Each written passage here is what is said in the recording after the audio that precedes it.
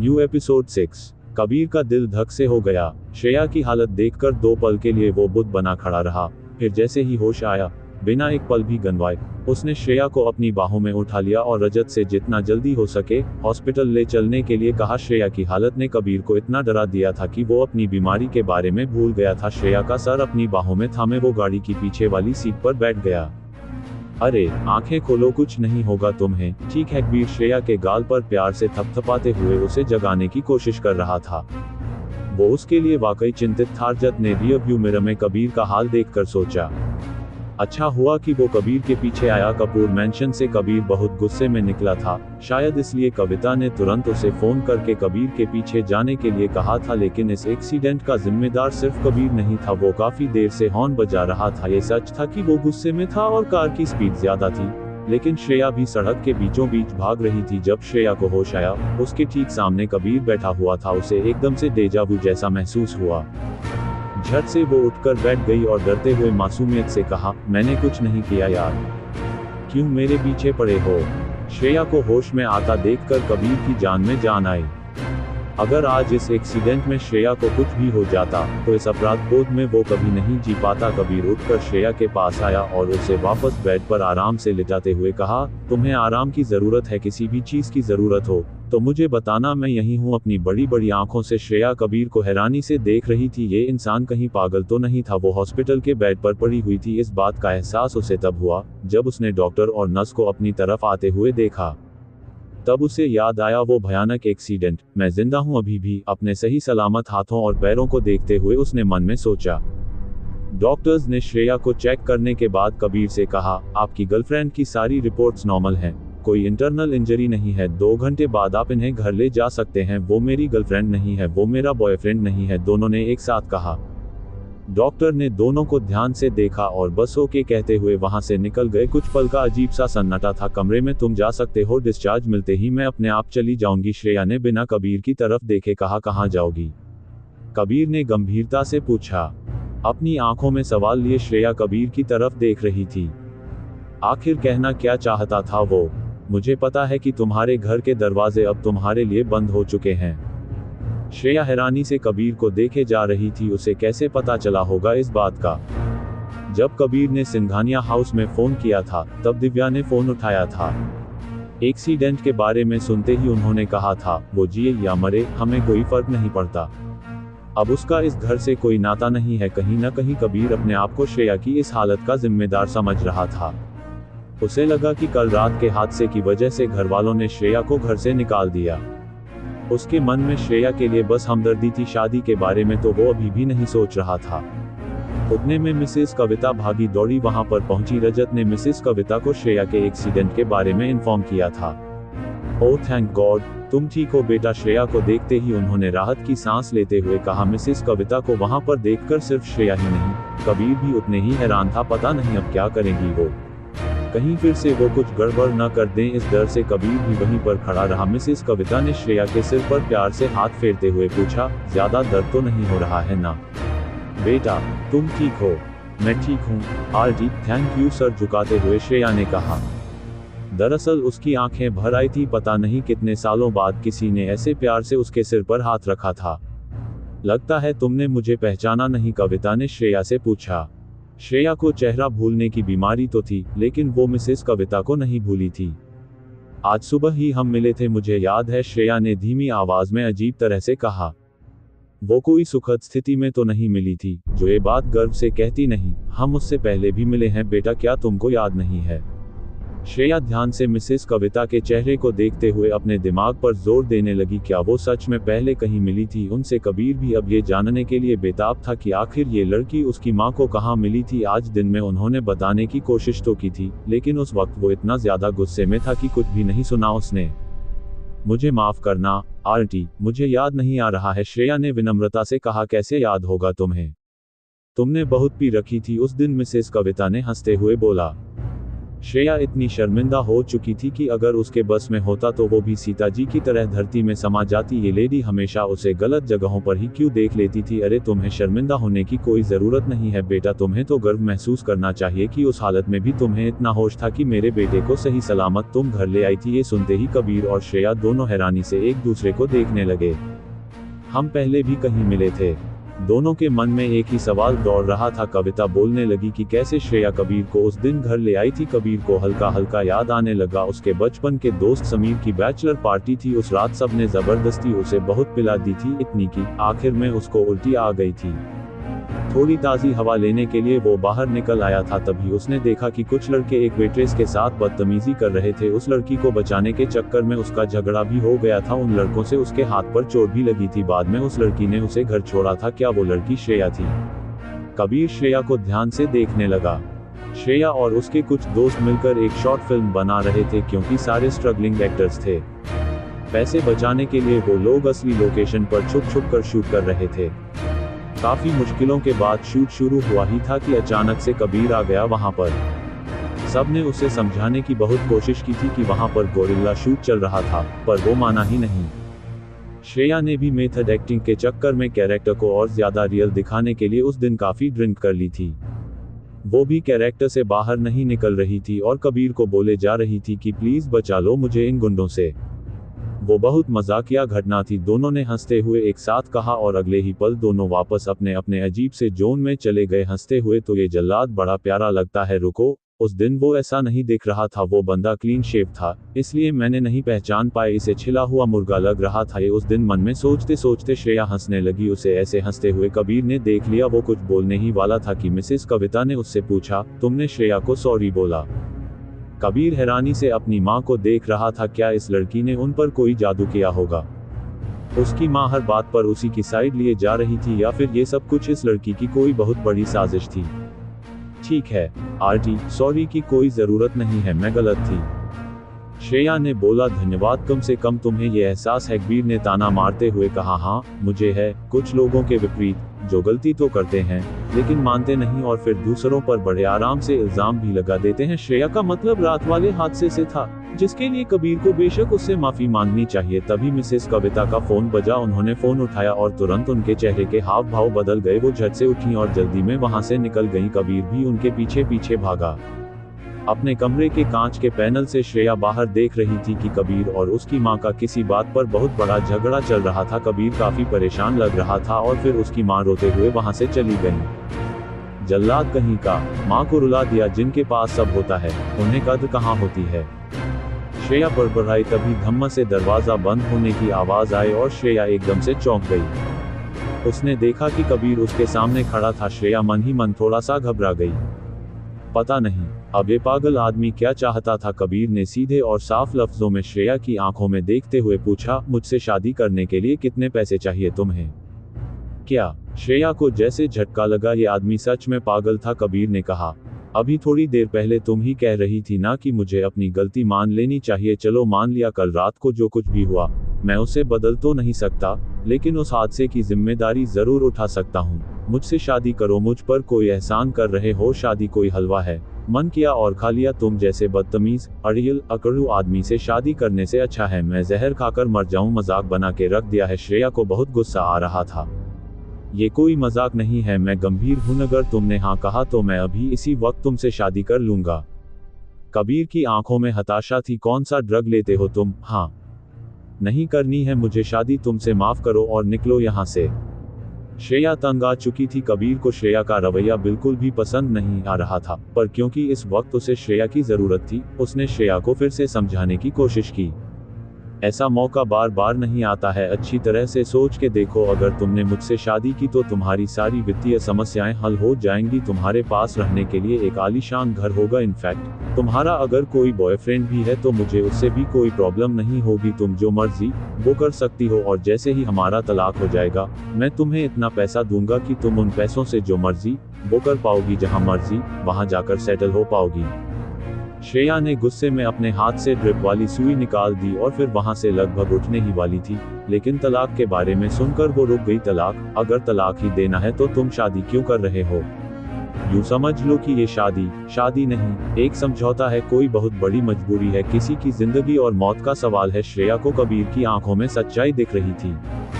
श्रेया, तुम ठंडे दिमाग से सोचो, इस वक्त इस शादी की जितनी जरूरत मुझे है, उतनी ही तुम्हें भी जरूरत है। तुम्हारे पास ना पैसा है, नहीं रहने के लिए कोई छत। ये शादी तुम्हारी हर समस्या का समाधान हो सकता है, इस बारे में सोचो। वैसे कबीर ठीक ही कह रहा था, न श्रेया के पास पैसे थे, नहीं रहने का कोई ठिकाना। 2 दिन बाद शायद उसे फिर से गिड़गिड़ाते हुए वापस सिंघानिया हाउस जाना पड़ता, लेकिन अगर श्रेया उससे शादी कर लेती है तो उसे दोबारा सिंघानिया हाउस वापस जाना नहीं पड़ेगा और न ही उस पागल राघव से शादी करनी पड़ेगी। मैं तुम पर भरोसा कैसे करूं? मुझे कैसे पता कि ये सब तुम्हारी कोई चाल नहीं है? तुमने अगर बाद में मुझे तलाक नहीं दिया तो? श्रेया ने पूछा। हम शादी से पहले एक उचित अनुबंध पत्र पर हस्ताक्षर करेंगे। तुम हर एक पंक्ति, हर एक शब्द अच्छे से पढ़ लेना, लेकिन मैं तुम्हें बता दूं, जब तक हमारा तलाक नहीं होगा, हम दोनों मेरे परिवार के सामने एक खुशहाल जोड़े की तरह रहेंगे। इतनी एक्टिंग तो तुम कर ही लोगी, मुझे यकीन है। कबीर को अब बस श्रेया से हाँ सुनना था। श्रेया गहरी सोच में डूबी हुई थी। अभी भी वो निश्चित नहीं थी कि क्या उसे इस कॉन्ट्रैक्ट मैरिज के लिए हाँ बोल देना चाहिए। क्या तुम्हारी चुप्पी को मैं हाँ समझ लूं? कबीर ने धैर्य से पूछा। श्रेया बस उसे देखे जा रही थी। इस बिंदु पर उसे सच में समझ में नहीं आ रहा था कि उसे क्या करना चाहिए। उसके लिए हाँ बोलना जैसे बहुत मुश्किल हो रहा था। ये कहानी है श्रेया और कबीर की, और इस कहानी में क्या हुआ, ये जानने के लिए कहानी के आने वाले एपिसोड सुनिए। New episode 7। दादू को सूप पिलाते हुए कबीर बोला, अब तो खुश हैं ना आप दादू? अब प्लीज जल्दी से ठीक हो जाए। अशोक कपूर ने कबीर और उसके बगल में खड़ी श्रेया को देख सुकून भरी मुस्कान दी। मैं बहुत खुश हूँ, अब अगर मौत भी आ जाए तो कोई गम नहीं। अरे मौत आए, आपके दुश्मन को ओज ही तो मिली हूँ मैं आपसे, अभी मैं आपको कहीं नहीं जाने दूंगी दादू। श्रेया के मीठे शब्दों में अपनापन साफ झलक रहा था। कबीर ने एक ही दिन में शादी का सारा पेपर वर्क करवा लिया था। कोर्ट मैरिज के बाद वो सीधे कपूर मैंशन आ गए, क्योंकि कबीर अपने दादाजी और माँ को शक करने का जरा भी मौका नहीं देना चाहता था। अच्छा दादू, अब हम चलते हैं, श्रेया बहुत थक गई होगी। कबीर ने श्रेया की थकावट का बहाना बनाकर वहां से निकलने की कोशिश की। नहीं नहीं, मैं बिल्कुल नहीं थकी हूँ, श्रेया ने मासूमियत से कहा। ये लड़की कभी चुप क्यों नहीं रह सकती? कबीर ने चिढ़कर मन में सोचा और उसे एक गंभीर नजर दी। नहीं बेटा, कबीर ठीक कह रहा है, अभी जाओ तुम लोग, आराम कर लो, शाम को मैंने एक छोटी सी पार्टी रखी है, वक्त पर आ जाना। कविता ने कहा, माँ प्लीज, जब तक दादू पूरी तरह से ठीक नहीं होते तब तक कोई पार्टी नहीं, कबीर ने औपचारिक लहजे में कहा। श्रेया ने भी कबीर की बात से सहमति जताते हुए कहा, हाँ आंटी, पहले दादू ठीक हो जाएं, उसके बाद ये सब करते हैं, प्लीज।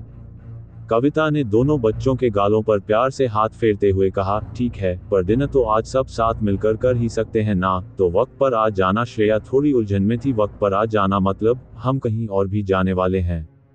कबीर श्रेया से बहुत चिढ़ रहा था। हाँ श्रेया, अभी हम अपने घर जाने वाले हैं, तो क्या ये हमारा घर नहीं है? श्रेया का सवाल सुनकर कबीर के दादाजी और माँ दोनों हंस पड़े, पर श्रेया को अभी भी कुछ समझ नहीं आ रहा था। हाँ बेटा, ये भी तुम लोगों का ही घर है, पर कबीर यहाँ नहीं रहता है, उसका खुद का बंगला है जुहू में, मिसेस कविता ने समझाया। ओह तो ठीक है कबीर, फिर तुम जाओ, मैं दादू और आंटी के साथ रहती हूँ, डिनर के बाद मैं आ जाऊंगी तुम्हारे पास। श्रेया मिसेस कविता और अशोक कपूर के साथ ज्यादा सहज महसूस कर रही थी। वैसे भी कबीर के साथ अकेले ज्यादा वक्त वो नहीं रह पाएगी। कबीर गुस्से से घूरकर श्रेया को उसके साथ चलने का इशारा कर रहा था। उसे डर था कि कहीं श्रेया के मुंह से गलती से सारा सच ना निकल जाए। उसे ऐसे अकेले अपनी माँ और दादू के साथ छोड़कर जाने का जोखिम वो नहीं लेना चाहता था। श्रेया को भले ही कबीर का इशारा नहीं समझ में आया हो, लेकिन कविता समझ गई और मुंह दबाकर हंसते हुए उन्होंने कहा, बेटा उस घर में भी तो तुम्हारे शुभ कदम पड़ने चाहिए ना, अभी तुम जाओ कबीर के साथ, शाम को थोड़ा जल्दी आ जाना। अब श्रेया के पास और कोई बहाना नहीं बचा था। वहीं कबीर भी थोड़ा रिलैक्स्ड हो गया। कॉरिडोर से जाते हुए श्रेया कबीर से कह रही थी, इस घर में तुमको क्या प्रॉब्लम थी जो एक नए घर की जरूरत पड़ी? कितने अच्छे हैं तुम्हारे घर वाले। अशोक कपूर और कविता कपूर को श्रेया की बातें साफ साफ सुनाई दे रही थीं। अशोक कपूर ने मिसेस कविता से थोड़ा भावुक होकर कहा, अब मुझे तुम्हारी पसंद पर कोई शक नहीं है बेटा। बंगले की ओर कार में बैठते ही कबीर श्रेया पर चिल्ला उठा, क्या था वो सब? तुम्हें एक्टिंग करनी है, ओवर एक्टिंग नहीं। अब मुझे इसमें कोई शक नहीं कि आज तक तुम एक्टर क्यों नहीं बन पाई। उसने गुस्से में कार स्टार्ट की। मेरी एक्टिंग स्किल्स पर दोबारा कभी उंगली मत उठाना, तीखे लहजे में श्रेया ने बस इतना ही कहा। उसे अभी और भी बहुत कुछ बोलने का मन था, पर वो चुप रही। वो एक्टिंग नहीं थी सच में। उसे कबीर की माँ और दादू बहुत अच्छे लगे थे, लेकिन कबीर जैसे पत्थर दिल इंसान को शायद ये सारे जज्बात समझ में नहीं आते थे। अभी थोड़ी देर पहले तक खिलखिलाती हुई श्रेया के चेहरे का रंग इस तरह से उड़ता हुआ देखकर कबीर को एहसास हुआ कि उसने शायद कुछ ज्यादा ही बोल दिया।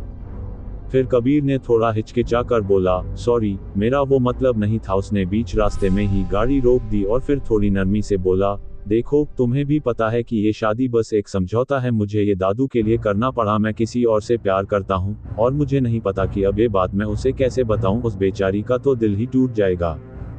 उसकी आवाज की वो सच्चाई श्रेया महसूस कर पा रही थी। अपना चेहरा ऊपर उठाकर तिरछी नजरों से उसने कबीर की तरफ देखा। पता नहीं क्यों, लेकिन उसे कबीर के लिए बहुत बुरा लगा। उसे एहसास हुआ कि समझौते की शादी से कबीर को तो कुछ मिलने भी नहीं वाला था। ठीक है, मैं भी आगे से कोशिश करूंगी ओवर एक्टिंग नहीं करने की। मुंह फुलाते हुए उसने धीमी आवाज में कबीर को ताना मारा। कबीर ने कार फिर से स्टार्ट की, लेकिन पूरे रास्ते में श्रेया चुप रही। कबीर की कार आकर उसके बंगले के सामने रुकी। कबीर ने देखा श्रेया अपने फोन में व्यस्त थी। हम पहुंच गए, कबीर ने कहा। हम, श्रेया ने जवाब दिया और खिड़की से बाहर देखा। यहाँ पर भले ही मेरे घर वाले नहीं हैं, लेकिन मेरी माँ के जासूस बहुत हैं इस घर में, इसलिए यहाँ पर भी हमें एक खुशहाल विवाहित जोड़े का ड्रामा जारी रखना पड़ेगा। ठीक है, श्रेया ने बस एक शब्द में जवाब दिया। उसकी नजर अभी भी उसके फोन पर थी। कबीर फिर से श्रेया के व्यवहार से चिढ़ रहा था, लेकिन धैर्यपूर्वक उसने बोला, हमें एक ही बेडरूम साझा करना होगा। श्रेया ने एकदम से अपनी बड़ी बड़ी आंखों से कबीर की तरफ देखा और फिर उसकी आंखों में आंखें डालकर मजबूती से कहा, कमरा तो साझा कर लेंगे, पर बिस्तर नहीं। कबीर को एकदम से हंसी आ गई। तुम ठीक ठीक क्या सोचती हो मेरे बारे में? तुम्हारे साथ सोने के लिए मैं मरा जा रहा हूँ। किसी भी एंगल से तुम मेरे टाइप की नहीं हो तो आपका कोई टाइप भी है? श्रेया ने गुस्से में पूछा। वैसे तो नहीं है, पर कम से कम मुझे इतना जरूर पता है कि उन लड़कियों में मुझे जरा भी दिलचस्पी नहीं है जिनको ढंग से लड़कियों की तरह बैठना तक नहीं आता। कबीर ने श्रेया की तरफ देखा और कहा, क्योंकि वो पैर फैलाकर बैठी हुई थी। श्रेया तुरंत सीधी होकर बैठ गई। वही बात, मुझे भी उन लड़कों में बिल्कुल भी दिलचस्पी नहीं है जो भेड़ की खाल में भेड़िए होते हैं। श्रेया ने बिना डरे कहा, क्या मतलब है तुम्हारा? कबीर ने गुस्से में पूछा। श्रेया ने कुछ नहीं बोला और फिर से मोबाइल देखने लगी। कबीर गुस्से में गाड़ी से उतर गया, लेकिन अगले ही पल वापस आकर फिर से बैठ गया और कहा, मुझे परवाह नहीं तुम मेरे बारे में क्या सोचती हो।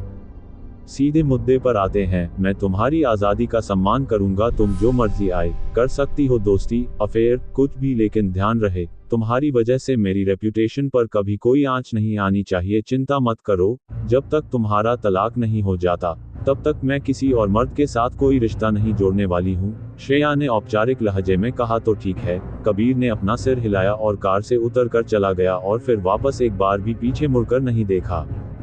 अनजाने घर में इतने में हाउस हेल्प पर राजू भागकर आया और कार का दरवाजा खोलकर अपना सिर झुकाते हुए उसने बहुत खुशी से कहा, वेलकम मैम। श्रेया ने अपना सिर हिलाया। आज तक किसी ने उसके लिए ऐसे मैम कहकर कार का दरवाजा नहीं खोला था। इतनी देर से श्रेया ने ध्यान ही नहीं दिया था कि कबीर का ये बंगला कितना खूबसूरत था। मंत्रमुग्ध होकर वो चारों तरफ देखने लगी। ये घर फिल्मों में दिखाए जाने वाले घरों की तरह ही खूबसूरत था। आंगन काफी बड़ा और कलात्मक था और बीचों बीच एक लंबी चौड़ी सड़क जो अंदर जाने का रास्ता था। दूर तक हरे भरे पेड़ और फूलों का बगीचा फैला हुआ था। वो जगह इतनी बड़ी थी कि वो कहाँ पर खत्म हो रही थी श्रेया को दिख ही नहीं रहा था। राजू श्रेया को घर के अंदर ले आया और कहा, सर ने मुझे आपको घर दिखाने के लिए कहा है। श्रेया, ठीक है, बोलकर राजू के पीछे पीछे चलने लगी। उस घर में जरूरत से काफी ज्यादा कमरे थे। नौकरों के कमरे बाहर थे, किचन पीछे था और लिविंग रूम सामने था। बेडरूम ऊपर है मैम, राजू ने कहा। अगर मैं अकेले ये घर देखने लगती तो पक्का गुम हो जाती, श्रेया ने अपने आप से कहा। सिंघानिया हाउस भी बड़ा था, लेकिन इस घर के सामने वो घर कुछ भी नहीं। लगता है बहुत पैसा है इस खड़ूस के पास। करता क्या होगा ये? कहीं कोई स्मगलिंग वगैरह तो नहीं करता है ना? श्रेया बड़बड़ा तो अपने आप से रही थी, लेकिन राजू ने सुन लिया था। कुछ पल के लिए राजू ने श्रेया को शक की निगाहों से देखा। अपनी आंखों को सिकुड़ते हुए और होठों को सटाते हुए श्रेया ने एक मूर्खतापूर्ण चेहरा बनाया। अब आप आराम कीजिए और किसी भी चीज की जरूरत हो तो इंटरकॉम से बुला लीजिएगा, बेडरूम का दरवाजा खोलते हुए राजू ने कहा और वो वहां से चला गया। अंदर आते ही श्रेया को जबरदस्त सदमा लगा। कबीर उसके सामने शर्टलेस खड़ा था। असल में वो बाथरूम के पास खड़ा था, शायद शॉवर लेकर अभी अभी निकला होगा। उसकी बॉडी के सारे मसल्स साफ दिखाई दे रहे थे और वो बहुत ज्यादा हॉट लग रहा था। कबीर ने अब तक श्रेया को नहीं देखा था और श्रेया इतनी ज्यादा सदमे में थी कि वो कुछ प्रतिक्रिया ही नहीं दे पा रही थी। आखिरकार वो बिना कपड़ों के उसके सामने खड़ा था। कबीर की कमर पर जो सफेद रंग का तौलिया ढीला सा बंधा हुआ था, ऐसा लग रहा था जैसे अभी गिर जाएगा। जैसे ही श्रेया को होश आया, वो एकदम से चीख पड़ी और वहां से भाग गई। दरवाजा एक जोर की आवाज के साथ खट से बंद हुआ। ये कहानी है श्रेया और कबीर की, और इस कहानी में आगे क्या हुआ, ये जानने के लिए कहानी के आने वाले एपिसोड सुनिए। क्या आप इस कहानी के अगले भाग में कुछ खास देखना चाहेंगे? New episode 8। कबीर वहीं खड़ा सोचने लगा कि कहीं इस पागल लड़की से शादी करके उसने कोई गलती तो नहीं कर दी। उसे ऐसी जंगली बिल्ली जैसी लड़कियां पसंद नहीं थी। क्या वो झेल पाएगा इस लड़की को अगले 5-6 महीने के लिए? श्रेया आंखें बंद किए अपना हाथ अपने सीने पर रखकर दरवाजे के पास ही खड़ी थी। अभी भी उसका दिल तेजी से धड़क रहा था, ना चाहते हुए भी उसे बार बार कबीर ही दिख रहा था। तौलिए में वो इंसान सच में बहुत हैंडसम था। उसे ऐसे देखकर पत्थर की मूर्त भी इंसान बन जाए। तभी दरवाजा खुला। कबीर अब पूरे कपड़ों में था। उसने श्रेया की तरफ देखा और कहा, अगर तुम्हारा ड्रामा खत्म हो गया हो तो अंदर आ जाओ। तुम्हारी इन हरकतों को देखकर किसी को 2 मिनट नहीं लगेंगे सच्चाई जानने के लिए। श्रेया कबीर से नजरें नहीं मिला पा रही थी। बिना कुछ बोले वो झट से अंदर भाग गई। वो अब कार्टून जैसी हरकतें कर रही थी। कबीर उसे लगातार देखे जा रहा था। किसी अजनबी के साथ कमरा साझा करना आसान बात तो नहीं थी। भले ही दोनों अब कानूनी तौर पर शादीशुदा थे, पर दोनों के लिए ये एक बेमतलब का रिश्ता था, बस कुछ ही दिनों का। श्रेया कबीर के पास आए और नजरें नीचे करके ही उसने बोला, सॉरी, मैंने शायद ओवर रिएक्ट कर दिया। असल में मुझे ये सब देखने की आदत नहीं है। मेरा मतलब, श्रेया समझाने की कोशिश कर रही थी और कबीर अभी भी उसी को देखे जा रहा था। श्रेया के इस मासूम चेहरे में कुछ तो ऐसी खूबी थी जो बार बार कबीर को अपनी तरफ आकर्षित करती थी। जैसे ही कबीर को एहसास हुआ, उसने झट से अपनी नज़र उसके चेहरे से हटाते हुए कहा, मैं नहीं जानता कि आज तक तुम्हारी क्या क्या बुरी आदतें थीं, लेकिन अब मैं ये उम्मीद करता हूँ कि तुम सबसे पहले ये सीख लो कि जब भी किसी के कमरे में जाना हो तो पहले दरवाज़ा खटखटा लो। श्रेया बिना मुंह तोड़ जवाब दिए भला कैसे चुप रह पाती। ओह सॉरी, मैं दरवाज़ा खटखटा कर नहीं आई, क्योंकि मेरे फ़ोन पर ये नोटिफिकेशन तो आया ही नहीं था कि तुम यहाँ बिना कपड़ों के खड़े हो। लेकिन तुम भी तो जानते हो कि अब तुम्हारे साथ कोई और भी ये कमरा साझा करने वाला है। इस तरह बिना कपड़ों के तुम क्यों घूम रहे थे तुम? कबीर ने उसे दांत पीसते हुए एक तीव्र नजर दी और कमरे से बाहर जाने लगा। तभी पीछे से उसने श्रेया को भगवान से प्रार्थना करते हुए सुना, भगवान प्लीज मुझे हिम्मत देना, इस इंसान को झेलने की इतनी ताकत देना कि मेरे हाथों इसका कत्ल न हो जाए। मैं जेल नहीं जाना चाहती। कार्टून कबीर हंसते हुए वहां से निकल गया। रात का खाना और अनकहे जज्बात। रात को कपूर मैंशन से डिनर करके आने के बाद श्रेया बहुत ज्यादा खुश थी और थोड़ी भावुक भी हो गई थी। ड्रेसिंग टेबल के सामने बैठकर अपनी ज्वेलरी और मेकअप उतारते हुए उसने दिल से कहा, तुम बहुत लकी हो कबीर, तुम्हारी फैमिली बहुत अच्छी है। हम कबीर अपने फोन में व्यस्त था। उसने श्रेया क्या बोल रही थी उस पर ध्यान नहीं दिया और श्रेया को इस बात से बहुत ज्यादा चिढ़ होती थी जब उसकी बात कोई ध्यान से नहीं सुनता था। वो चुप हो गई और कपड़े बदलने के लिए बाथरूम चली गई। यहाँ पर कबीर सोफे पर लेटे लेटे फोन में आज शाम के डिनर की तस्वीरें देख रहा था, जो अभी 5 मिनट पहले उसकी माँ ने सेंड की थी। असल में वो श्रेया को देख रहा था। श्रेया पीच कलर की साड़ी में कमाल की खूबसूरत लग रही थी। ऐसे सच संवर कर रहे तो कितनी प्यारी लगती है ये लड़की, पर उसे तो जंगली बनकर रहने में मजा आता होगा। बाथरूम से निकलते ही गलती से श्रेया की नजर कबीर के फोन पर पड़ी और एक्साइटमेंट में वो भाग कर आए। आरटी ने फोटोज भेज दिए। कबीर झट से उठकर खड़ा हो गया और अपना फोन पीछे कर लिया। एक पल के लिए उसका दिल धक से हो गया, जैसे उसकी चोरी पकड़ी गई हो। शिष्टाचार बिल्कुल शून्य है तुम्हारा, कबीर ने झूठा गुस्सा दिखाते हुए कहा। हाँ, तुमने तो पीएचडी करके रखी है शिष्टाचार में, है ना?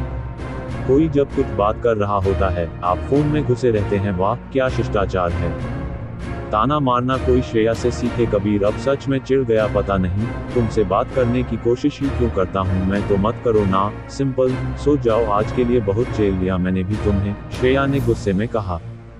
कबीर ने गुस्से में जाकर अपना ब्लैंकेट उठाया और सोफे की तरफ जाने लगा। ये देखकर श्रेया ने उसे रोका और बोली, मैं सो जाऊंगी सोफे पर, इसकी कोई जरूरत नहीं है। मैं सोफे पर सो जाऊंगा, तुम बेड पर सो जाओ। अपना ब्लैंकेट सोफे पर रखते हुए कबीर ने कहा।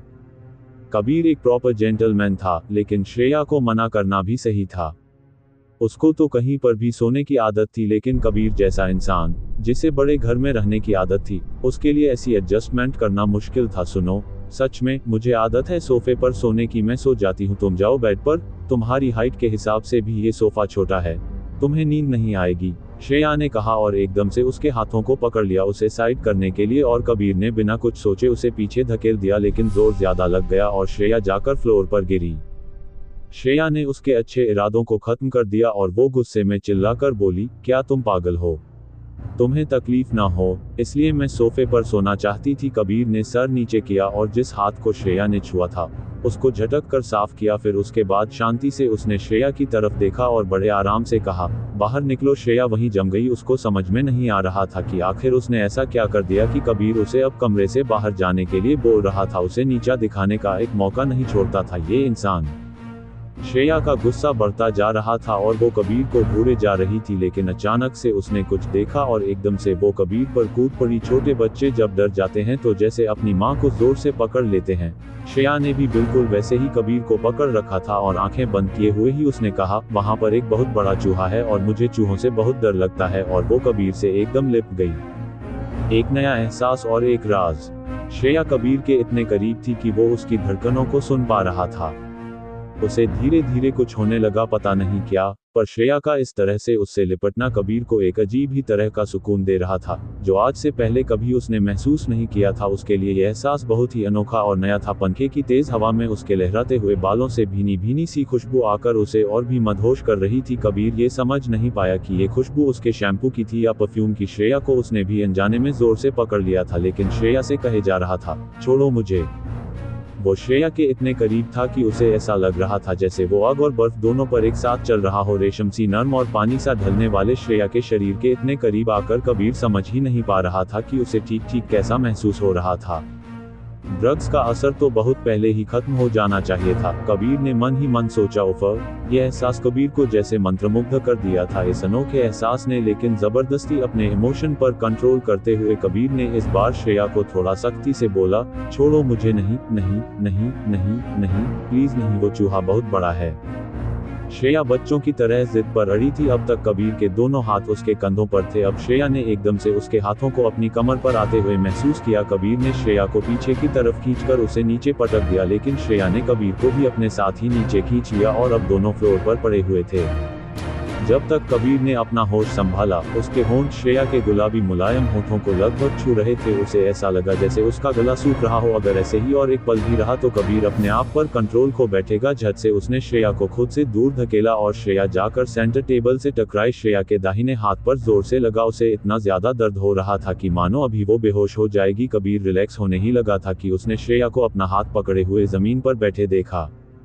उसकी आंखों से टप टप करके आंसुओं की बूंदें टपक रही थीं। उसके कांपते हुए कंधों को देखकर कबीर के दिल में जैसे कुछ हुआ। कबीर ने अपने होश संभाले और खुद को डांटने लगा। उसको यह एहसास हुआ कि उसने जो कुछ किया वो गलत था। श्रेया बस 21 साल की ही तो थी, जिसको जबरदस्ती एक बिना प्यार की शादी में रहना पड़ रहा था। देखा जाए तो वो शिकार थी, कबीर की मां की साजिशों की, और शायद उसकी मां भी शिकार थी कबीर के लिए, जो उनका अंधा प्यार था, उस अंधे प्यार का। कबीर नहीं जानता था कि कैसे किसी रोते हुए इंसान को शांत किया जाता था। जब वो दर्द में हो तो उन्हें क्या बोलकर सहारा देने की कोशिश करनी चाहिए। वो भाग कर गया और फर्स्ट एड बॉक्स लेकर आया। इस बार खुद अपने हाथों से बिना झिझकते हुए उसने श्रेया की चोट पर फास्ट रिलीफ ऑइंटमेंट लगाया। इतना ज्यादा ग्लानि में था कि उसने बिल्कुल भी परवाह नहीं की थी कि श्रेया को छूने से उसे कुछ हो सकता था। सॉरी, तुम्हारी तरह मेरे लिए भी ये सब बहुत नया है। मुझे भी ऐसे किसी लड़की के साथ रहने की आदत नहीं है। मैंने जानबूझकर तुमको चोट नहीं पहुंचाई, दरअसल मुझे एक बीमारी है। श्रेया ने अपने आंसुओं से भरी आंखें ऊपर की ओर देखी। कबीर की आंखें नम थीं। उसको ऐसे देखकर श्रेया का सारा गुस्सा जैसे पल में गायब हो गया। उसने पूछा, कैसी बीमारी? कबीर ने कहा, मैं किसी औरत को छू नहीं सकता है रानी। और भ्रम श्रेया के चेहरे पर साफ नजर आ रहे थे। एक गहरी सांस छोड़ते हुए कबीर ने कहा, मुझे आदमियों से कोई प्रॉब्लम नहीं होती है, लेकिन औरतों के पास जाते ही मुझे अजीब लगने लगता है। मेरी बॉडी पर रैशेस हो जाते हैं और मेरा खून उल्टा बहने लगता है। इसलिए मैं तुम्हें खुद से दूर धकेल रहा था। श्रेया को कुछ समझ नहीं आ रहा था। हैरान होकर उसने पूछा, क्या सच में ऐसी कोई बीमारी होती है या फिर ये कोई मानसिक बीमारी है? कबीर वहीं उसके ठीक सामने सीधा बैठा हुआ था। देखने में तो वो बिल्कुल ठीक ठाक लग रहा था, उसकी आंखें अब शांत लग रही थीं। 30 सालों में पता नहीं कितने डॉक्टर्स से इस बीमारी को ठीक करने के लिए सलाह ले चुका था, लेकिन इलाज किसी के पास नहीं था और अब उसको इस बीमारी के साथ रहने की आदत हो चुकी थी। कबीर बहुत थका हुआ था। अपने माथे को अपनी उंगलियों से हल्का हल्का दबाते हुए उसने कहा, ये बात बाहर किसी को नहीं पता है, उम्मीद है तुम भी इसे राज ही रखोगी। मैंने तुम्हें ये बात सिर्फ इसलिए बताई क्योंकि तुम्हें अब अगले कुछ महीनों के लिए साथ रहना है। मेरी फैमिली चाहती थी कि मैं तुमसे शादी करूं क्योंकि उन्हें लगता है कि तुम मेरी बीमारी ठीक कर सकती हो उस रात की वजह से, इसलिए मुझे तुमसे शादी करनी पड़ी। इतना सब बताने के बावजूद कबीर ने ये नहीं बताया कि उस रात दोनों को ड्रग्स उसकी मां ने ही दिया था। श्रेया को कबीर के लिए इतना ज्यादा बुरा लग रहा था कि उसने झट से कबीर को गले लगा लिया। उसे असल में ये ध्यान ही नहीं रहा कि वो कबीर को छू नहीं सकती, नहीं उस वक्त कबीर को ही इस बात का ध्यान था। उसे श्रेया का इस तरह से उसे गले लगाना अच्छा लग रहा था। तुम्हारी कोई गलती नहीं है कि तुम्हें ये बीमारी है कबीर, मुझे बहुत अफसोस है, मैंने तुम्हें छुआ। और ये बोलते ही वो झट से कबीर से दूर हो गई। कबीर को भी अब जाकर एहसास हुआ, तुम्हें उल्टी जैसा महसूस हो रहा है क्या? रैशेस तो नहीं हुए हैं ना? चेक करो प्लीज, मैं तुम्हें डॉक्टर के पास ले चलूं। श्रेया सच में कबीर के लिए चिंतित थी। कबीर कुछ पल श्रेया के मासूम चेहरे को देखता रहा। बहुत प्यारी और मासूम थी ये लड़की, दिल की साफ। मैं ठीक हूँ, रिलैक्स, उसने हल्का मुस्कुराते हुए बोला। मैं वादा करती हूँ दोबारा तुम्हें कभी हाथ नहीं लगाऊंगी, श्रेया ने कहा। कबीर ने अपनी नजरें उससे हटाईं और बोला, ठीक है चलो अब सोते हैं। श्रेया ने हाँ में सिर हिलाया और इससे पहले कि कबीर कुछ समझ पाता, अपनी जख्मी बांह को जोर से दबाते हुए वो उठी और सोफे पर जाकर लेट गई। मुझे बेड पर नींद नहीं आती है, ये श्रेया की बचपन की आदत थी। निहायती जिद्दी लड़की हो तुम, कबीर ने झूठा गुस्सा दिखाते हुए कहा। मुझे पता है, गुड नाइट। मुस्कुराते हुए उसने अपनी आंखें बंद कर लीं और कबीर जाकर बेड पर लेट गया। ये कहानी है श्रेया और कबीर की, और इस कहानी में आगे क्या हुआ ये जानने के लिए कहानी के आने वाले एपिसोड सुनिए। New episode 9। अगले दिन सुबह श्रेया ने जैसे ही अपनी आंखें खोली, एक पल के लिए उसे झटका सा लगा। इस अनजान जगह को देखकर फिर उसे याद आया कि वो कबीर के घर में थी और उसकी अब शादी भी हो चुकी थी। उसने अंगड़ाई लेते हुए चारों तरफ देखा, लेकिन कबीर कमरे में नहीं था। डाइनिंग एरिया में आते आते श्रेया के कदम रुक गए। उसने दरवाजे से कबीर को देखा, वो लैपटॉप में कुछ टाइप करते हुए अपनी कॉफी पी रहा था। जिस तरह से वो टेबल के एक कोने का सहारा लेकर खड़ा था, बहुत एलिगेंट लग रहा था। शायद हैंडसम लड़के कुछ भी करें, वो हैंडसम ही लगते हैं। एक हाथ से जैसे वो फटाफट टाइप किए जा रहा था, ऐसा लग रहा था जैसे अपनी उन पतली लंबी उंगलियों से वो पियानो बजा रहा हो, लेकिन उसका चेहरा हमेशा की तरह भावहीन था। श्रेया को कल रात वाली बातें याद आई। वो कबीर को ध्यान से देख रही थी। सच में उसे ऐसी कोई बीमारी थी क्या? क्योंकि गलती से ही सही 2-3 बार छुआ था तो कल श्रेया ने उसे, पर उसका कुछ रिएक्शन तो दिखा नहीं। इतने में एक हाउस हेल्प ने उसे देख लिया। वो श्रेया के पास आए और झुककर उसे इज्जत देते हुए कहा, आइए मैम, आपका नाश्ता तैयार है। कबीर अपने काम में इतना व्यस्त था कि उसने मुड़कर श्रेया की तरफ देखा भी नहीं। श्रेया खुद उसके पास आगे आए और उसे गुड मॉर्निंग कहा, लेकिन कबीर ने बस एक बार अपनी आंखें उठाकर बिना कुछ कहे एक नज़र श्रेया को देखा और फिर अपना काम करने लगा।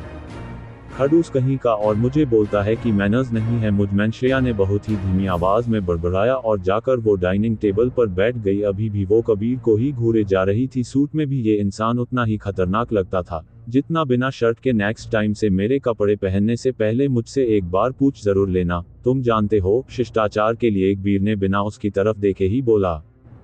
श्रेया असल में कबीर की टी शर्ट पहने हुए थी। बिना डरे एक बार हाउस हेल्प की तरफ देखते हुए कहा, हाँ तो क्या हुआ, अपने पति के कपड़े ही तो पहने हैं और ये टी शर्ट बहुत क्यूट लगी मुझे। कबीर ने उसे घूर कर देखा, पर पीछे हाउस हेल्पर को देखकर वो चुप हो गया। शायद उसी को सुनाने के लिए श्रेया ने ऐसे जवाब दिया होगा। उसकी टी शर्ट में वो बहुत क्यूट लग रही थी। कबीर ने दोबारा श्रेया की तरफ मुड़कर नहीं देखा और बिना उसे कुछ कहे थोड़ी देर बाद वो वहां से चला भी गया। अकड़ू, घमंडी कहीं का, पता नहीं किस बात का इतना एटीट्यूड है, श्रेया को बड़बड़ाते हुए हाउस हेल्प ने सुन लिया और उन्होंने मुस्कुराते हुए कहा, सर ऐसे ही हैं, ज्यादा बात नहीं करते हैं, पर वो बुरे इंसान नहीं हैं और आज तो उनका मूड ही सही नहीं है। क्यों, उसके मूड को क्या हुआ, वो तो हमेशा इसी मूड में रहता है, श्रेया ने अपने मन में ही कहा। हाउस हेल्पर ने बोला, शायद सर रात को अच्छे से सोए नहीं होंगे। आज सुबह 4 बजे जब मैं उठी सर तब स्टडी रूम में थे। हैरानी से श्रेया का मुंह अपने आप खुल गया। उसके पास बोलने के लिए कोई शब्द नहीं थे। उसे यह एहसास हुआ कि कबीर को कितने दबाव में आकर उससे शादी करनी पड़ी होगी। जाहिर सी बात थी कि कबीर को असहज महसूस हुआ होगा इस तरह से श्रेया के साथ एक ही कमरे में सोना, खासकर तब जब वो किसी और से प्यार करता था। बेचारा श्रेया को कबीर के लिए फिर से बुरा लगा। कहने को तो उसके पास सब कुछ था जिसके लिए लोग तरसते थे, पर उसे ही अजीब बीमारी के साथ जीना पड़ रहा था। अनियोजित यात्रा। श्रेया नबी से मिलने के लिए तैयार होकर नीचे आई। उसने देखा कि कबीर फोन पर किसी से कुछ बात कर रहा था। असल में वो डांट रहा था उस इंसान को, शायद काम में कुछ गड़बड़ की होगी। हालांकि एक ही जगह पर आगे पीछे घूम घूम कर फोन पर उस आदमी को डांटे जा रहा था, पर उस अंदाज में भी वो बहुत क्लासी लग रहा था। बहुत बॉस जैसा है ये इंसान, श्रेया ने मन में सोचा। कबीर ने फोन डिस्कनेक्ट किया और ड्राइवर को गाड़ी स्टार्ट करने का इशारा किया। वो गाड़ी में बैठने ही वाला था कि श्रेया भागकर आई। रुको रुको, मेरे लिए रुको प्लीज। श्रेया की आवाज सुनकर कबीर का गुस्सा मानो शांत हो गया और उसके चेहरे के हाव भाव एकदम से बदल गए। कबीर ने पीछे मुड़कर देखा। श्रेया किसी छोटी बच्ची की तरह क्यूटनेस से दौड़ी चली आ रही थी। उसने लंबी सांस भरी और श्रेया से अपनी नजरें फेर कर गाड़ी में टाइम देखा। मुझे अंधेरी जाना है, क्या तुम मुझे रास्ते में ड्रॉप कर दोगे प्लीज? श्रेया ने हाँफते हुए कहा, मैं ऑपोजिट साइड जा रहा हूँ, मैं तुम्हारे लिए कैब बुक कर देता हूँ।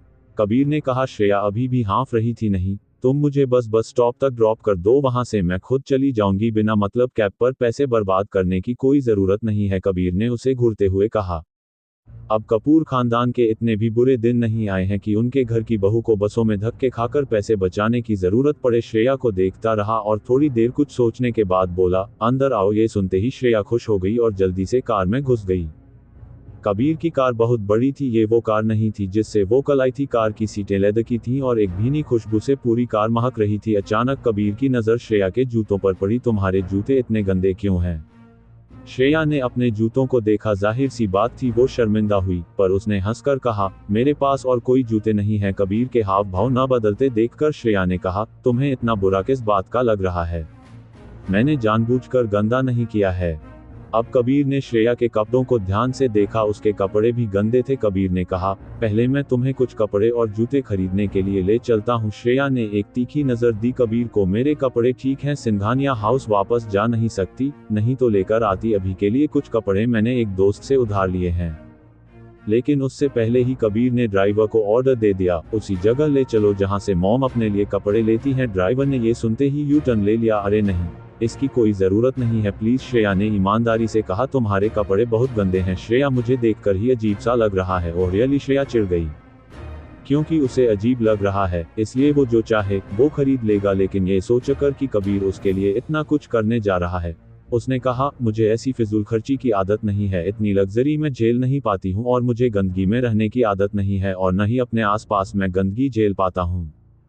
कबीर की आंखें हमेशा की तरह रूखी थी। श्रेया ने देखा कबीर को, फिर आराम से उसने बोला, हम अमीर लोग इतने सौभाग्यशाली होते हैं कि अपने कपड़े बिना दोहराए हर रोज बदल कर पहन सकते हैं, और हम जैसे लोग अपना हर कपड़ा बार बार धोकर पहनते हैं और उसे तब तक पहनते हैं जब तक उसका रंग न उड़ जाए, वो घिसकर फटकर खराब न हो जाए। तुम्हें पता है कि अब तक मेरी सबसे महंगी ड्रेस कितने की है? कबीर अंदाजा नहीं लगा पाया और उसकी तरफ सवाल भरी निगाहों से देखता रहा। 700 रुपए की, और वो मैंने खुद अपने पैसों से ली थी, उसने मुस्कुराते हुए गर्व से कहा। कबीर ने श्रेया की तरफ देखा और व्यंग्यात्मक तरीके से पूछा, क्या सिंघानिया परिवार दिवालिया हो गया है? कबीर का सवाल सुनकर श्रेया खिलखिलाकर हंस पड़ी और उसके सवाल को टालने की कोशिश करते हुए उसने कहा, तो तुम्हें ये पता है कि मैं सिंघानिया फैमिली से हूँ? जाहिर है, तुम्हें क्या लगता है कि मैं यूं ही बिना बैकग्राउंड चेक किए किसी से भी शादी कर लूंगा? तो क्या तुम्हें ये नहीं पता चला कि मैं उदय सिंघानिया की नाजायज बेटी हूँ? कबीर चुप हो गया। उसे ये बात पता थी, पर उसने कुछ नहीं बोला और खिड़की से बाहर देखने लगा। श्रेया थोड़ी भावुक हो गई और रास्ते पर देखते हुए उसने कहा, मेरे बाप ने कभी मुझे सिंघानिया खानदान का हिस्सा नहीं समझा। जब मैं बच्ची थी तो मैं नैनी के साथ रहती थी, बड़ी हो गई तो शायद मेरी सौतेली माँ को मुझ पर दया आ गई और मुझे स्टोर रूम में एक कोना दे दिया गया, ये कहते हुए कि वो मेरा खुद का कमरा है। गहरी सांस छोड़कर श्रेया ने फिर से कहा, उनकी दोनों जायज बेटियों के पुराने कपड़ों और जूतों को ही मैं खुशी खुशी नया समझकर पहना करती थी। ये सारी बातें सुनकर कबीर हैरान रह गया। उसका मन किया कि वो अभी श्रेया को जोर से गले लगा ले और कहे, आज के बाद तुम हमेशा नए कपड़े पहनोगी, तुम्हारी जब जो मर्जी वो खरीदोगी, करोगी, बिना पैसों की फिक्र किए। एक पल के लिए कबीर ने अपने आप को बहुत ही लाचार महसूस किया। अपनी बीमारी की वजह से वो कभी कभी बहुत सारी चीजें नहीं कर पाता था जो उसे करने का मन करता था।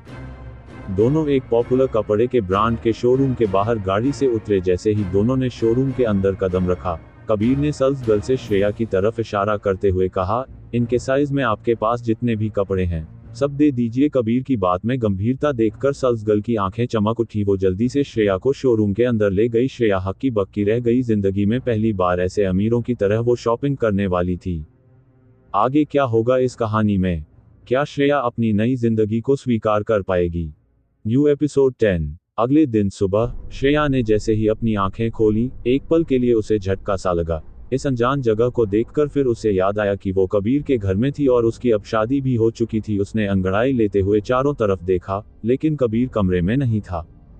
डाइनिंग एरिया में आते आते श्रेया के कदम रुक गए। उसने दरवाजे से कबीर को देखा। वो लैपटॉप में कुछ टाइप करते हुए अपनी कॉफी पी रहा था। जिस तरह से वो टेबल के एक कोने का सहारा लेकर खड़ा था, बहुत एलिगेंट लग रहा था। शायद हैंडसम लड़के कुछ भी करें, वो हैंडसम ही लगते हैं। एक हाथ से जैसे वो फटाफट टाइप किए जा रहा था। ऐसा लग रहा था जैसे अपनी उन पतली लंबी उंगलियों से वो पियानो बजा रहा हो, लेकिन उसका चेहरा हमेशा की तरह भावहीन था।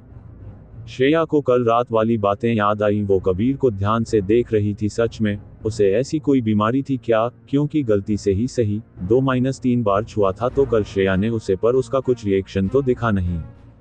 इतने में एक हाउस हेल्प ने उसे देख लिया। वो श्रेया के पास आए और झुककर उसे इज्जत देते हुए कहा, आइए मैम, आपका नाश्ता तैयार है। कबीर अपने काम में इतना व्यस्त था कि उसने मुड़कर श्रेया की तरफ देखा भी नहीं। श्रेया खुद उसके पास आगे आए और उसे गुड मॉर्निंग कहा, लेकिन कबीर ने बस एक बार अपनी आंखें उठाकर बिना कुछ कहे एक नज़र श्रेया को देखा और फिर अपना काम करने लगा।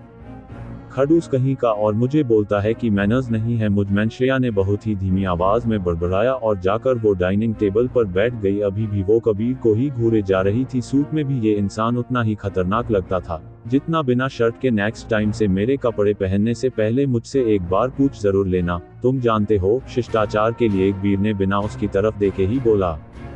श्रेया असल में कबीर की टी शर्ट पहने हुए थी। बिना डरे एक बार हाउस हेल्प की तरफ देखते हुए कहा, हाँ तो क्या हुआ, अपने पति के कपड़े ही तो पहने हैं और ये टी शर्ट बहुत क्यूट लगी मुझे। कबीर ने उसे घूर कर देखा, पर पीछे हाउस हेल्पर को देखकर वो चुप हो गया। शायद उसी को सुनाने के लिए श्रेया ने ऐसे जवाब दिया होगा। उसकी टी शर्ट में वो बहुत क्यूट लग रही थी। कबीर ने दोबारा श्रेया की तरफ मुड़कर नहीं देखा और बिना उसे कुछ कहे थोड़ी देर बाद वो वहां से चला भी गया। अकड़ू, घमंडी कहीं का, पता नहीं किस बात का इतना एटीट्यूड है। श्रेया को बड़बड़ाते हुए हाउस हेल्प ने सुन लिया और उन्होंने मुस्कुराते हुए कहा, सर ऐसे ही हैं, ज्यादा बात नहीं करते हैं, पर वो बुरे इंसान नहीं हैं और आज तो उनका मूड ही सही नहीं है। क्यों, उसके मूड को क्या हुआ? वो तो हमेशा इसी मूड में रहता है, श्रेया ने अपने मन में ही कहा। हाउस हेल्पर ने बोला, शायद सर रात को अच्छे से सोए नहीं होंगे। आज सुबह 4 बजे जब मैं उठी सर तब स्टडी रूम में थे। हैरानी से श्रेया का मुंह अपने आप खुल गया। उसके पास बोलने के लिए कोई शब्द नहीं थे। उसे यह एहसास हुआ कि कबीर को कितने दबाव में आकर उससे शादी करनी पड़ी होगी। जाहिर सी बात थी कि कबीर को असहज महसूस हुआ होगा इस तरह से श्रेया के साथ एक ही कमरे में सोना, खासकर तब जब वो किसी और से प्यार करता था। बेचारा श्रेया को कबीर के लिए फिर से बुरा लगा। कहने को तो उसके पास सब कुछ था जिसके लिए लोग तरसते थे, पर उसे ही अजीब बीमारी के साथ जीना पड़ रहा था। अनियोजित यात्रा। श्रेया नबी से मिलने के लिए तैयार होकर नीचे आई। उसने देखा कि कबीर फोन पर किसी से कुछ बात कर रहा था। असल में वो डांट रहा था उस इंसान को, शायद काम में कुछ गड़बड़ की होगी। हालांकि एक ही जगह पर आगे पीछे घूम घूम कर फोन पर उस आदमी को डांटे जा रहा था, पर उस अंदाज में भी वो बहुत क्लासी लग रहा था। बहुत बॉस जैसा है ये इंसान, श्रेया ने मन में सोचा। कबीर ने फोन डिस्कनेक्ट किया और ड्राइवर को गाड़ी स्टार्ट करने का इशारा किया। वो गाड़ी में बैठने ही वाला था कि श्रेया भागकर आई। रुको रुको, मेरे लिए रुको प्लीज। श्रेया की आवाज सुनकर कबीर का गुस्सा मानो शांत हो गया और उसके चेहरे के हाव भाव एकदम से बदल गए। कबीर ने पीछे मुड़कर देखा। श्रेया किसी छोटी बच्ची की तरह क्यूटनेस से दौड़ी चली आ रही थी। उसने लंबी सांस भरी और श्रेया से अपनी नजरें फेर कर गाड़ी में टाइम देखा। मुझे अंधेरी जाना है, क्या तुम मुझे रास्ते में ड्रॉप कर दोगे प्लीज? श्रेया ने हाँफते हुए कहा, मैं ऑपोजिट साइड जा रहा हूँ, मैं तुम्हारे लिए कैब बुक कर देता हूँ। कबीर ने कहा। श्रेया अभी भी हाँफ रही थी। नहीं, तुम मुझे बस स्टॉप तक ड्रॉप कर दो, वहां से मैं खुद चली जाऊंगी। बिना मतलब कैब पर पैसे बर्बाद करने की कोई जरूरत नहीं है, कबीर ने उसे घूरते हुए कहा। अब कपूर खानदान के इतने भी बुरे दिन नहीं आए हैं कि उनके घर की बहू को बसों में धक्के खाकर पैसे बचाने की जरूरत पड़े। श्रेया को देखता रहा और थोड़ी देर कुछ सोचने के बाद बोला, अंदर आओ। ये सुनते ही श्रेया खुश हो गई और जल्दी से कार में घुस गई। कबीर की कार बहुत बड़ी थी। ये वो कार नहीं थी जिससे वो कल आई थी। कार की सीटें लेदर की थीं और एक भीनी खुशबू से पूरी कार महक रही थी। अचानक कबीर की नजर श्रेया के जूतों पर पड़ी। तुम्हारे जूते इतने गंदे क्यों हैं? श्रेया ने अपने जूतों को देखा। जाहिर सी बात थी वो शर्मिंदा हुई, पर उसने हंसकर कहा, मेरे पास और कोई जूते नहीं हैं। कबीर के हाव भाव न बदलते देखकर श्रेया ने कहा, तुम्हें इतना बुरा किस बात का लग रहा है? मैंने जानबूझकर गंदा नहीं किया है। अब कबीर ने श्रेया के कपड़ों को ध्यान से देखा। उसके कपड़े भी गंदे थे। कबीर ने कहा, पहले मैं तुम्हें कुछ कपड़े और जूते खरीदने के लिए ले चलता हूँ। श्रेया ने एक तीखी नजर दी कबीर को। मेरे कपड़े ठीक हैं। सिंघानिया हाउस वापस जा नहीं सकती? नहीं तो लेकर आती। अभी के लिए कुछ कपड़े मैंने एक दोस्त से उधार लिए हैं। लेकिन उससे पहले ही कबीर ने ड्राइवर को ऑर्डर दे दिया, उसी जगह ले चलो जहां से मॉम अपने लिए कपड़े लेती हैं। ड्राइवर ने ये सुनते ही यू टर्न ले लिया। अरे नहीं, इसकी कोई जरूरत नहीं है प्लीज। श्रेया ने ईमानदारी से कहा, तुम्हारे कपड़े बहुत गंदे हैं। श्रेया, मुझे देखकर ही अजीब सा लग रहा है। और रियली श्रेया चिढ़ गई। क्योंकि उसे अजीब लग रहा है, इसलिए वो जो चाहे वो खरीद लेगा। लेकिन ये सोचकर कि कबीर उसके लिए इतना कुछ करने जा रहा है, उसने कहा, मुझे ऐसी फिजूल खर्ची की आदत नहीं है। इतनी लग्जरी में झेल नहीं पाती हूँ और मुझे गंदगी में रहने की आदत नहीं है और न ही अपने आसपास में गंदगी झेल पाता हूँ। कबीर की आंखें हमेशा की तरह रूखी थी। श्रेया ने देखा कबीर को, फिर आराम से उसने बोला, हम अमीर लोग इतने सौभाग्यशाली होते हैं कि अपने कपड़े बिना दोहराए हर रोज बदल कर पहन सकते हैं, और हम जैसे लोग अपना हर कपड़ा बार बार धोकर पहनते हैं और उसे तब तक पहनते हैं जब तक उसका रंग न उड़ जाए, वो घिसकर फटकर खराब न हो जाए। तुम्हें पता है कि अब तक मेरी सबसे महंगी ड्रेस कितने की है? कबीर अंदाजा नहीं लगा पाया और उसकी तरफ सवाल भरी निगाहों से देखता रहा। 700 रुपए की, और वो मैंने खुद अपने पैसों से ली थी, उसने मुस्कुराते हुए गर्व से कहा। कबीर ने श्रेया की तरफ देखा और व्यंग्यात्मक तरीके से पूछा, क्या सिंघानिया परिवार दिवालिया हो गया है? कबीर का सवाल सुनकर श्रेया खिलखिलाकर हंस पड़ी और उसके सवाल को टालने की कोशिश करते हुए उसने कहा, तो तुम्हें ये पता है कि मैं सिंघानिया फैमिली से हूँ? जाहिर है, तुम्हें क्या लगता है कि मैं यूं ही बिना बैकग्राउंड चेक किए किसी से भी शादी कर लूंगा? तो क्या तुम्हें ये नहीं पता चला कि मैं उदय सिंघानिया की नाजायज बेटी हूं? कबीर चुप हो गया। उसे ये बात पता थी, पर उसने कुछ नहीं बोला और खिड़की से बाहर देखने लगा। श्रेया थोड़ी भावुक हो गई और रास्ते पर देखते हुए उसने कहा, मेरे बाप ने कभी मुझे सिंघानिया खानदान का हिस्सा नहीं समझा। जब मैं बच्ची थी तो मैं नैनी के साथ रहती थी। बड़ी हो गई तो शायद मेरी सौतेली माँ को मुझ पर दया आ गई और मुझे स्टोर रूम में एक कोना दे दिया गया, ये कहते हुए कि वो मेरा खुद का कमरा है। गहरी सांस छोड़कर श्रेया ने फिर से कहा, उनकी दोनों जायज बेटियों के पुराने कपड़ों और जूतों को ही मैं खुशी खुशी नया समझकर पहना करती थी। ये सारी बातें सुनकर कबीर हैरान रह गया। उसका मन किया कि वो अभी श्रेया को जोर से गले लगा ले और कहे, आज के बाद तुम हमेशा नए कपड़े पहनोगी, तुम्हारी जब जो मर्जी वो खरीदोगी करोगी, बिना पैसों की फिक्र किए। एक पल के लिए कबीर ने अपने आप को बहुत ही लाचार महसूस किया। अपनी बीमारी की वजह से वो कभी कभी बहुत सारी चीजें नहीं कर पाता था जो उसे करने का मन करता था। दोनों एक पॉपुलर कपड़े के ब्रांड के शोरूम के बाहर गाड़ी से उतरे। जैसे ही दोनों ने शोरूम के अंदर कदम रखा, कबीर ने सेल्स गर्ल से श्रेया की तरफ इशारा करते हुए कहा, इनके साइज में आपके पास जितने भी कपड़े हैं सब दे दीजिए। कबीर की बात में गंभीरता देखकर सेल्स गर्ल की आंखें चमक उठी। वो जल्दी से श्रेया को शोरूम के अंदर ले गई। श्रेया हक्की बक्की रह गई। जिंदगी में पहली बार ऐसे अमीरों की तरह वो शॉपिंग करने वाली थी। ऑडिशन का संघर्ष और एक अप्रत्याशित मुलाकात। श्रेया ने अपनी पुरानी ड्रेस बदलकर एक सुंदर सी स्कर्ट पहनी। वो ड्रेस उस पर बहुत अच्छी लग रही थी। श्रेया का लुक एकदम से बदल गया। श्रेया ने सारे कपड़े एक एक करके पहनकर देखे। सेल्स गर्ल ने खुशी खुशी उसकी मदद की और उसे सारे कपड़े दिखाए। उधर कबीर बड़े ठाठ से बैठा अखबार पढ़ रहा था और कॉफी पी रहा था। हालांकि श्रेया ने शुरुआत में मना किया था, लेकिन शोरूम में आने के बाद वो सब भूल गई। वो पूरे शोरूम में घूम रही थी, हर चीज को बहुत ध्यान से देख रही थी। सच में ऐसा लग रहा था जैसे उसने कभी भी अच्छे कपड़े नहीं पहने थे। जब कबीर ने सर ऊपर करके देखा तो श्रेया उसके सामने एक बहुत सुंदर हरे रंग का गाउन पहने खड़ी थी। उस गाउन में उसकी सफेद स्किन और भी ज्यादा सुंदर लग रही थी। वो बारिश के बाद किसी नदी जैसी लग रही थी, ताज़ा और आंखों को सुकून देने वाली। वो उस ड्रेस में बहुत ज्यादा सुंदर और सेक्सी लग रही थी, और साथ ही प्यारी भी।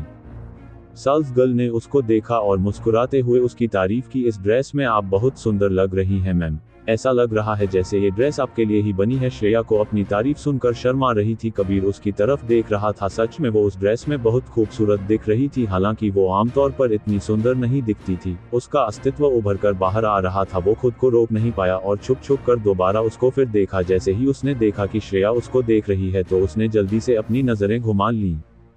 कबीर पूरी तरीके से संतुष्ट था। उसने किसी को बिल लाने का इशारा किया और सेल्स गर्ल से कहा, इनको जो भी कपड़े पसंद आए हैं सब बांध दो और कपूर विला भिजवा देना। श्रेया दंग रह गई। उसने अपनी चमकती हुई आंखों से कबीर को देखा। वो बहुत ज्यादा अमीर था। जाहिर सी बात है सेल्स गर्ल बहुत खुश थी। उसने खुश होते हुए दोनों को शोरूम के बाहर तक छोड़ा और श्रेया को बाहर खड़ी मर्सिडीज की तरफ खुशी से जाते हुए देखकर उससे जलन हुई। वो जल्दी ही कंपनी पहुंच गए। उसने कार से उतरने से पहले जल्दी से कबीर को शुक्रिया कहा। नवी उसको 7 स्टार होटल के हॉल में ले गई जहां ऑडिशन हो रहे थे। चलते हुए नवी ने उसको सख्ती से कहा, आज तुम्हारे लायक एक रोल है, लेकिन अगर तुम पिछली बार की तरह बीच ऑडिशन से भाग गई तो दोबारा कंपनी में पैर रखने की हिम्मत मत करना।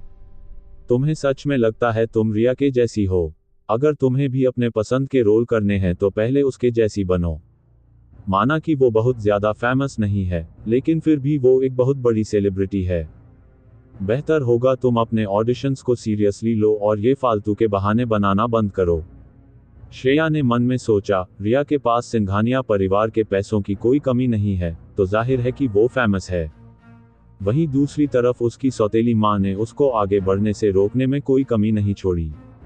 और अगर श्रेया को कोई रोल मिलता भी था तो वो हमेशा अपनी टांग बीच में अड़ाती थी, लेकिन फिर भी उसने उनकी वजह से खुद को रुकने नहीं दिया। वो लड़ने से पहले ही हार मानकर लौटना नहीं चाहती थी। आज रोल के लिए अच्छे से ऑडिशन देना। नवी ने कहा, इस बार जो इन्वेस्टर है वो बहुत अमीर है, जाने माने कपूर खानदान से हैं। कोई नहीं जानता वो कितने अमीर और ताकतवर हैं। चाहे तुम ऑडिशन में फेल भी हो गई तो भी अगर तुम उसे पसंद आ गई तो तुम्हारे करियर के लिए बहुत अच्छा रहेगा। श्रेया अब और कुछ सुन नहीं पाई। उसका पूरा ध्यान रिया और राहुल ओबरॉय पर चला गया था, जो उसी की तरफ आ रहे थे। रिया बहुत सुंदर लग रही थी और राहुल लंबा और हैंडसम लग रहा था। जब दोनों एक दूसरे के साथ चल रहे थे तो सारी नजरें उन्हीं पर थीं। वाह, रिया उसके साथ जरूर उसका मंगेतर है। मैंने सुना है ये जल्द ही सगाई करने वाले हैं। कितनी सुंदर जोड़ी है दोनों की। रिया की किस्मत सच में बहुत अच्छी है। इससे पहले कि श्रेया वहां से वापस लौट पाती, राहुल ने उसको आवाज लगा दी, श्रेया तुम यहाँ क्या कर रही हो? रिया वहीं रुक गई और न चाहते हुए भी वो पीछे मुड़ी। जब वो लोग उसकी तरफ आ रहे थे तो उसने रिया को उसे बहुत गंदे तरीके से घूरते हुए देखा। श्रेया ने बिना मन के मुस्कुराते हुए राहुल को जवाब दिया, वो मैं यहाँ ऑडिशन के लिए आई थी। राहुल ने उसके कपड़ों की तरफ देखा। उसको लगा कि श्रेया काफी बदली बदली सी लग रही है। वो काफी तरोताजा और खूबसूरत दिख रही थी। तुम कहाँ चली गई थी? तुम्हारा परिवार तुम्हें उस दिन से हर जगह ढूंढ रहा है। राहुल को अभी भी हालात के बारे में कुछ नहीं पता था।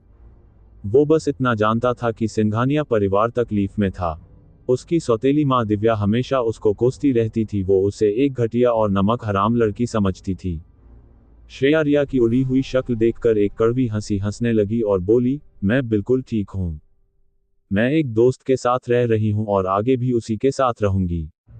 मैं वापस उस घर में नहीं आ रही। रिया ने राहुल को शिकायत लगाते हुए कहा, राहुल तुम नहीं जानते पूरा परिवार इसके लिए कितना परेशान है।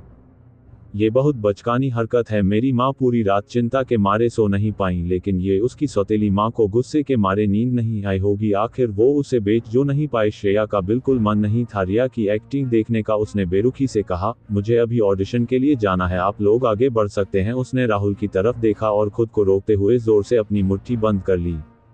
अचानक से उनके पीछे से हैरानी से भरी आवाजें आने लगी। उन्होंने भौचक के होकर पीछे मुड़कर देखा तो उधर सूट बूट में कई बॉडीगार्ड रास्ते से सबको हटा रहे थे। उनके बीच में से कबीर कपूर आया। उसने काले रंग का सूट पहना था, जैसे वो रात का रखवाला हो। रहस्यमय और सबसे परे श्रेया सुन्न रह गई। उसको वहां देखकर उसे लगा जैसे वो कोई सपना देख रही हो। रिया की चमकदार आंखें कबीर से हट ही नहीं रही थी। उसने उस सुंदर इंसान को अपने पास से गुजरते देखा। कबीर ने उसकी तरफ देखा तक नहीं। अपने अभिमानी एक्सप्रेशन के साथ वो ऐसा लग रहा था जैसे कोई बहुत बड़ा राजा हो जो किसी को अपने करीब आने नहीं देता था। राहुल ये कौन है? देखने से तो जाना पहचाना लग रहा है, रिया ने राहुल से पूछा। वो अपनी उत्सुकता छुपा नहीं पाई। वहीं दूसरी ओर जब कबीर ने श्रेया की तरफ देखा, श्रेया शर्म के मारे खुद को जमीन में गाड़ देना चाहती थी। रिया का कमेंट कान में पड़ते ही श्रेया झटके से होश में आई। उसने रिया को सिर झुकाकर यह कहते सुना कि क्या वो मुझे देख रहा है। श्रेया अब 1 मिनट भी वहां नहीं रुक सकती थी, वो वहां हो रही हलचल के बीच से निकलकर भाग गई। कुछ ही देर बाद उसने पीछे से रिया की आवाज सुनी, श्रेया अच्छा होगा अगर तुम घर चली जाओ। रिया ने उसका मजाक उड़ाते हुए कहा, ये मत सोचना कि मैं राहुल के लिए तुम्हारे इरादे नहीं जानती, तुम उसके लिए बिल्कुल भी सही लड़की नहीं हो, उसकी जल्दी ही मुझसे सगाई होने वाली है। अगर तुम खुद को अच्छी इंसान समझती हो तो उससे फ्लर्ट करना बंद करो, अपने आप को देखो, तुम एक नाजायज औलाद हो। तुम्हारे दिमाग में ऐसा ख्याल आया भी कैसे कि राहुल जैसा लड़का तुम्हारे जैसी लड़की में इंटरेस्ट लेगा। रिया की बात सुनकर श्रेया का दिल टूट गया। रिया बहुत घिनौनी नजरों से उसे घूर रही थी। तुम्हारे पास मौका भी था समाज के ऊपरी दर्जे के लोगों में घुसने का, राघव ओबरॉय से शादी करके। बड़े दुख की बात है, तुमने दिमाग नहीं लगाया। क्या तुम्हें लगा कि तुम्हारा राहुल के साथ कोई चांस है? अगर तुम्हारा हो गया हो तो क्या मैं जा सकती हूँ? अगर कोई और भी होता तो श्रेया को फर्क नहीं पड़ता, लेकिन वो राहुल का नाम सुनना नहीं चाहती थी। श्रेया ने बाहर जाने के लिए कदम बढ़ाया, लेकिन रिया ने उसको वापस पीछे खींच लिया। ये तुम मुझे किस तरीके का घमंड दिखा रही हो? रिया ने गुस्से में बौखलाकर कहा, अब अगर तुम झुककर मेरे जूते से मिट्टी चाटो तो मैं शायद तुम्हें ये रोल देने के बारे में सोच सकती हूँ, वरना तब तक भूल जाओ कि तुम्हें मैं किसी भी बड़ी कंपनी में रोल मिलने दूंगी। क्या श्रेया रिया की इस बदतमीजी को सहन करेगी या कोई जवाब देगी?